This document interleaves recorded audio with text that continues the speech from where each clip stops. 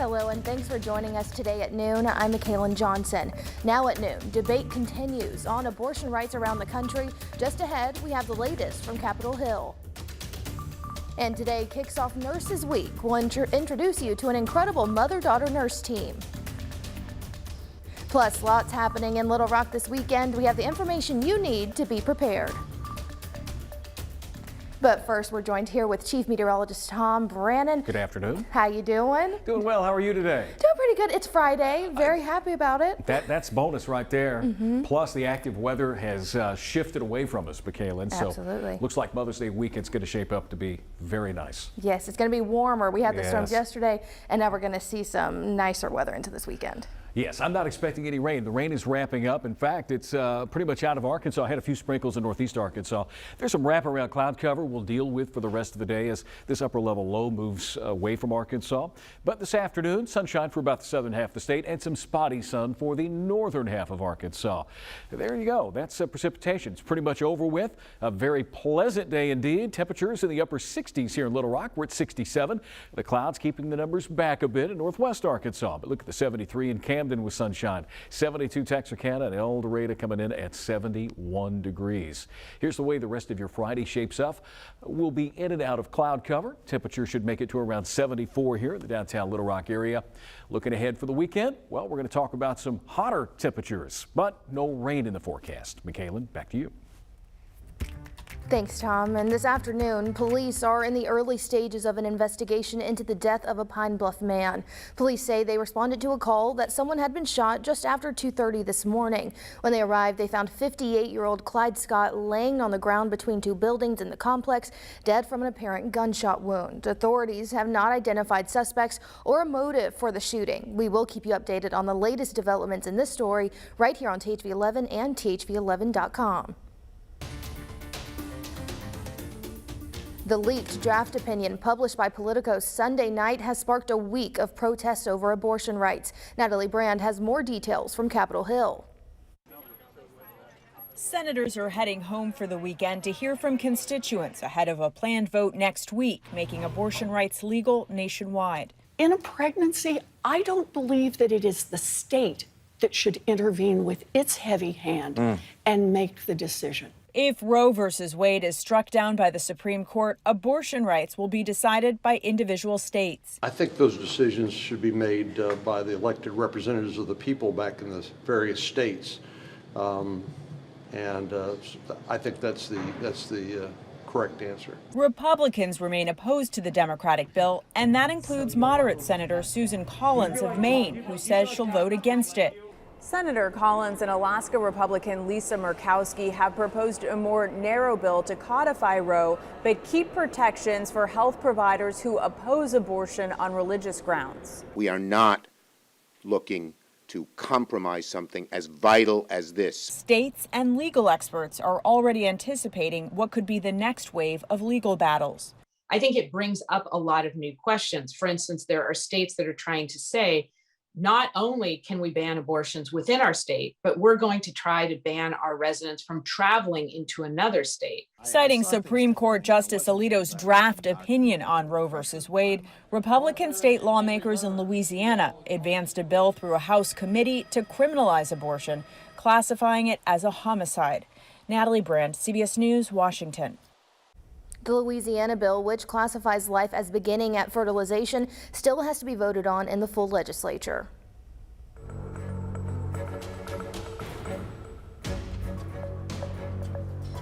Ukrainian soldiers trapped inside a steel plant in Mariupol may be making their last stand against Russian forces. Charlie Dagata reports from eastern Ukraine.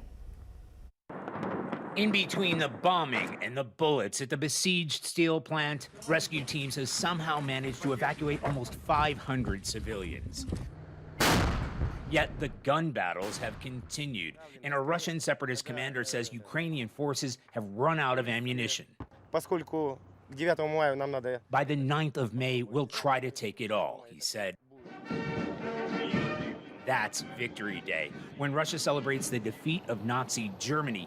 Conquering Mariupol for good would hand President Putin a badly needed trophy at a horrific human cost. Survivors describe a living hell, and many are psychologically scarred by their ordeal, International Red Cross spokesman Chris Hanger told us. When our teams met these civilians, they were obviously devastated. They've not seen the sky for over 2 months, and the moment that they got out, they saw their city, their home, destroyed. Yana Melnichenko drove down here to meet her brother and mother, who fled from Azov, just north of Mariupol. It was hard. We didn't have any water, no internet connection. We were hiding in the basement, Alexei told us, and the Russians looted the supermarkets. Is the whole family back together now? Yes, she says this is the best day. And yet this whole region is bracing for much darker days to come. The Pentagon has confirmed that the U.S. has been sharing intelligence with the Ukrainian military since the conflict began. We've now learned that some of that intelligence was used to pinpoint the Moskva battleship in the Black Sea last month, but U.S. officials say they had nothing to do with the decision to strike it. Charlie Daggett is CBS News in Dnipro, eastern Ukraine. 4 astronauts are back on planet Earth this morning. They splashed down in the Gulf of Mexico near Tampa overnight on board a SpaceX capsule, 1 day after undocking from the International Space Station. It wraps up a 6-month mission for this crew on the ISS. 7 people remain on the space station to conduct experiments. And the FDA is limiting the use of Johnson & Johnson's single-dose COVID vaccine because of a rare but potentially life-threatening risk of blood clots. The agency says only those who cannot get a different vaccine should take J&J's jab because of a risk of thrombosis. It comes as another subvariant is causing rising COVID cases. Infections are up nearly 160% in the Northeast. Out west, Los Angeles County is seeing a 200% spike. And the job market remains strong, but there is uncertainty over how much longer it will last. Businesses continue to hire at a rapid rate. The leisure and hospitality industry welcomed 78,000 jobs last month, and manufacturing brought on 55,000 workers.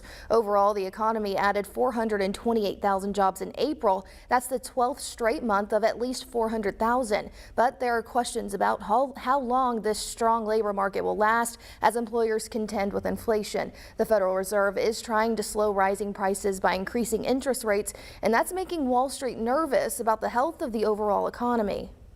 How much uncertainty is there right now?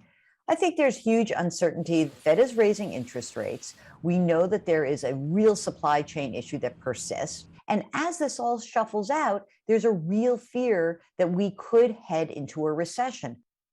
Experts expect the rate of job hiring to slow down in the coming months, but with so many factors at play, it's not clear how much. And President Joe Biden is expected to announce a decision sometime soon about whether he will try to cancel some federal student loan debt. That's prompted some people to bring up promises they say he made on the campaign trail. So Casey Decker with our Verified National team took a look at what Biden actually said. President Biden is considering plans to forgive some student loan debt, but some activists say the proposals he's looking at now don't measure up to the promises he made on the campaign trail. One viral tweet reads, quote, "Biden ran on canceling all your federal student debt if you went to an HBCU or public college and make under $125,000. Let's verify. When he was running for president, did Joe Biden propose forgiving all federal student debt for borrowers who attended public or historically black colleges and have annual incomes below $125,000? Our sources, a post on Medium by then candidate Biden, the Democratic Party, and video from a town hall held in Miami a month before the election. In April of 2020, Biden wrote a blog post about his ideas for helping out folks struggling in the pandemic economy.